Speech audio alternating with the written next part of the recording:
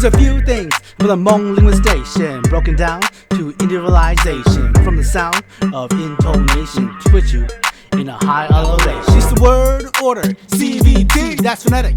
Don't you see? Consonant, vowels, and tone key. Trust me, it's gonna be super easy. Let's shift our sight to morpheme, because the C is so tedious. From the tone shift to the morpheme meaning, it's kind of ridiculous.